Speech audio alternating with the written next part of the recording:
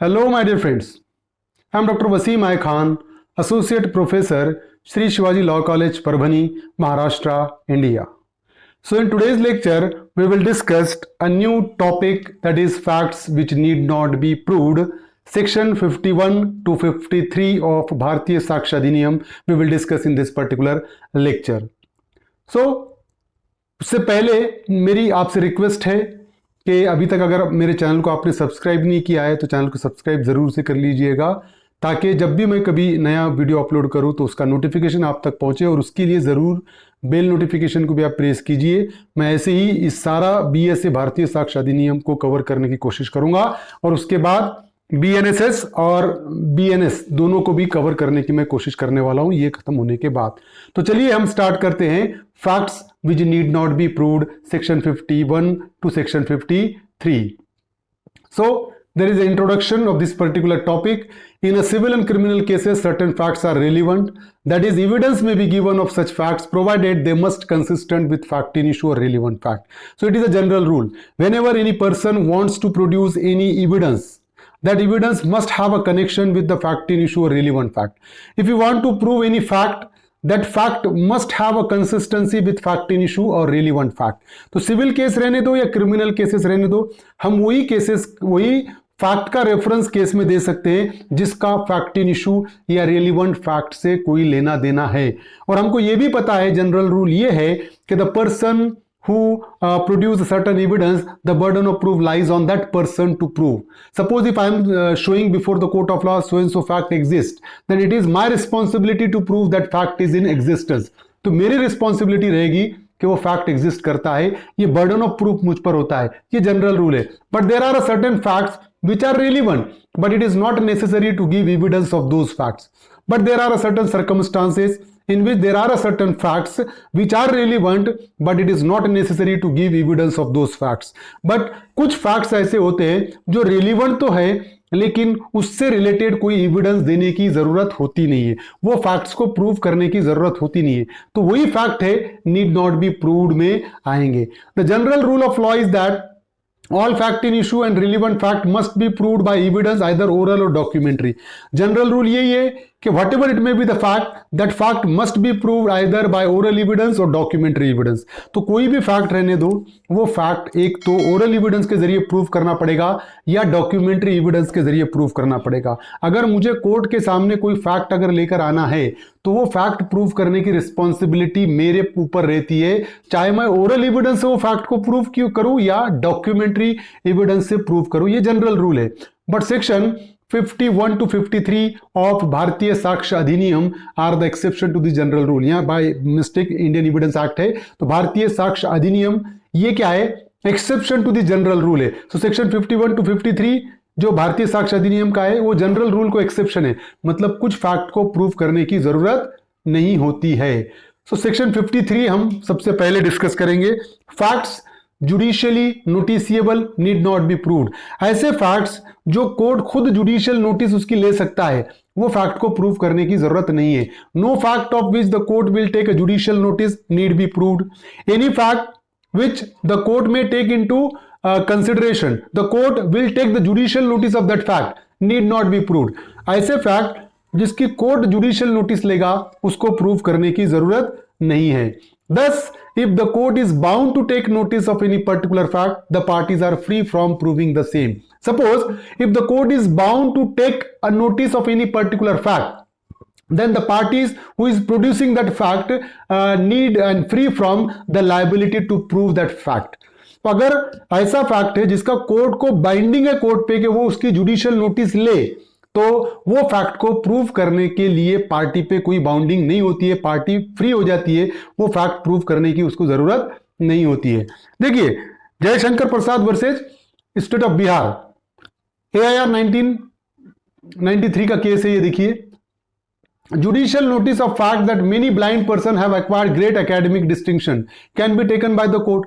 अब ये हमको पता है कि बहुत सारे ब्लाइंड पर्सन ऐसे होते हैं कि जो एकेडमिक डिस्टिंक्शन होता है उनका, वो बहुत ज्यादा एकेडमिकली साउंड होते हैं। अब ये फैक्ट सबको पता है, कोर्ट खुद इसका जुडिशियल नोटिस ले सकता है, ऐसे फैक्ट को प्रूव करने की जरूरत नहीं है। अगर मैं कोर्ट के सामने कहूंगा कि बहुत सारे ब्लाइंड पर्सन के पास they acquired great academic distinction, तो कोर्ट ये नहीं कहेगा मुझसे कि आपको प्रूव करो, कोर्ट उसका खुद जुडिशियल नोटिस ले सकता है। तो ऐसे फैक्ट जिसका कोर्ट खुद जुडिशियल नोटिस ले सकता है उसको प्रूव करने की जरूरत नहीं होती है। Managing committee of Raja Siddheshwar high school versus state of Bihar, इस केस में भी यही हुआ था कि it was held in this case that the court can take judicial notice of the fact that the system of education in the state has virtually disturbed and serious allegation are made frequently about the manner in which the system is being work. तो बिहार में court ने यह judicial notice लिया कि बिहार का जो system of education है वो बहुत ज्यादा डिस्टर्ब हो गया है और सीरियस एलिगेशन वहां पर आ रहे हैं कि सिस्टम बहुत करप्ट हो गया है और जिस तरीके से जिस मैनर में वहां का वर्क चल रहा है वो बहुत ही करप्ट है, ये सारी चीजें। अब ये फैक्ट को प्रूव करने की जरूरत नहीं है, कोर्ट खुद जुडिशियल नोटिस ले सकता है कि system of education Bihar state का कैसा चल रहा है। तो ऐसे फैक्ट जिसका कोर्ट खुद जुडिशियल नोटिस ले सकता है, पार्टी पे बाइंडिंग नहीं रहेगा वो फैक्ट प्रूव करने का।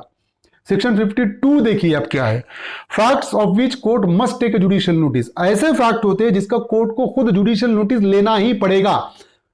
Court must take a judicial notice. देखिए, the court shall take judicial notice of the following facts. कुछ फैक्ट्स ऐसे हैं कि जिसका कोर्ट को जुडिशियल नोटिस लेना ही पड़ेगा। वो फैक्ट्स क्या है देखिए, the first one is law in force in India.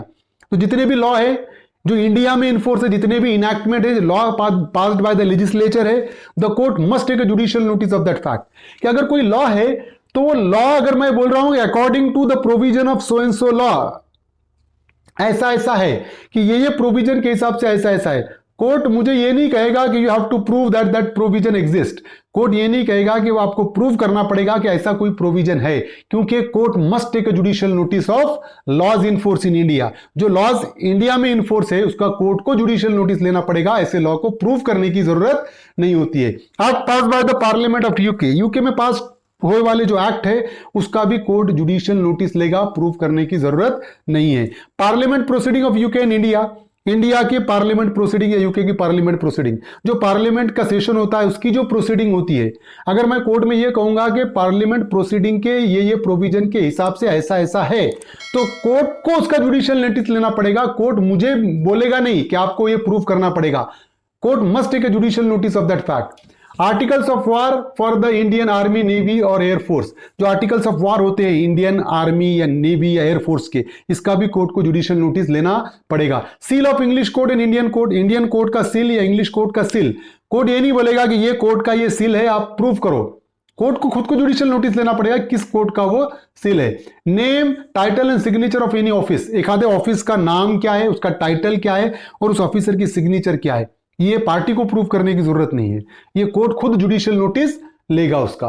Title and national flag of every state, her country के हर स्टेट के नेशनल फ्लैग कौन से है, ये पार्टी को प्रूव करने की जरूरत नहीं है, court must take a judicial notice of that fact. Geographical division, public festival, holidays in the official gazette, जो ऑफिशियल गैजेट में हॉलीडेज होते हैं, छुट्टी है या जियोग्राफिकल डिवीजन है, मतलब स्टेट का टेरिटरी कितनी है, डिस्ट्रिक्ट की टेरिटरी कितनी है, इंडिया की टेरिटरी कितनी है, इसका डिवीजन किस तरीके से है, इसका कोर्ट खुद जुडिशियल नोटिस लेगा, प्रूव करने की जरूरत नहीं है। The territories under the dominion of the government of India, government of India के डोमिनियन में उनके अंडर कौन से टेरिटरीज है, इसका कोर्ट खुद जुडिशियल नोटिस लेगा, पार्टीज को प्रूव करने की जरूरत नहीं है।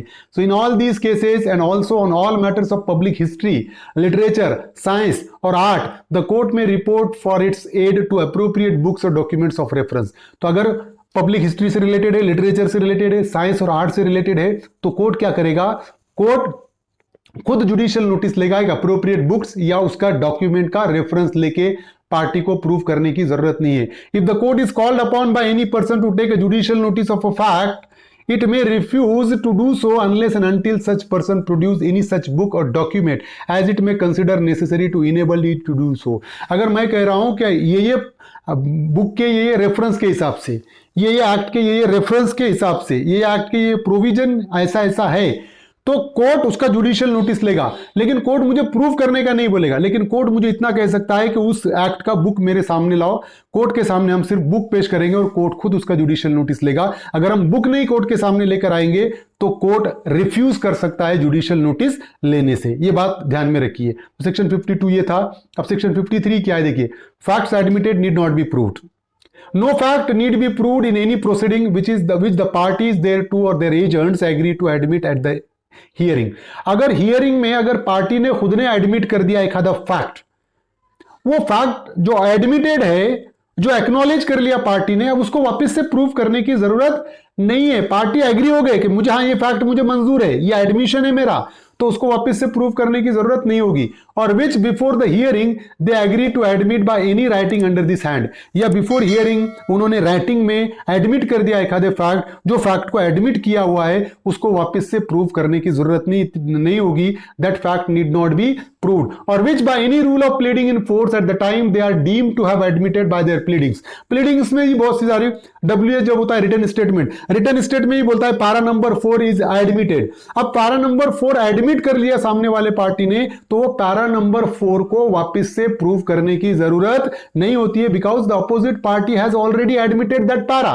वो पैरा को एडमिट कर चुका है, तो उसको प्रूव करने की जरूरत नहीं होगी। भगवान सिंह वर्सेस कालू, इस केस में क्या हुआ था देखिए, where the parties counsel admitted the copy of sale deed of his client. जो पार्टी थी उसने अपने क्लाइंट के सेल डीड को एडमिट कर दिया उसने, ठीक है। It was held that there was no necessity to summon the original sale deed. जब सेल डीड को एडमिट कर दिया अपोजिट पार्टी ने, तो ओरिजिनल सेल डीड बुलाने की जरूरत नहीं है, क्योंकि एक बार पार्टी ने एडमिट कर दिया, वो फैक्ट प्रूव करने की जरूरत नहीं होती है। To seek permission of the court to lead secondary evidence to make it admissible in evidence, तो उस सिचुएशन में सेकेंडरी एविडेंस जो सेल डीड कोर्ट के सामने पेश की गई है, उसके जरिए भी वो सेल डीड प्रूव हो जाएगी, क्योंकि अपोजिट पार्टी ने सेल डीड को एडमिट कर चुका है। तो facts need not be proved में सेक्शन 53 में जो फैक्ट्स एडमिट हो चुके हैं ऑलरेडी, उसको प्रूव करने की जरूरत नहीं होती है। तो ये 3 सेक्शन थे जो facts need not be proved में आते हैं। उम्मीद करता हूं कि आपको समझ में आया होगा। समझ में आया तो मेरे चैनल को सब्सक्राइब कीजिए और इस लेक्चर को ज्यादा से ज्यादा स्टूडेंट तक शेयर कीजिए। Thank you very much.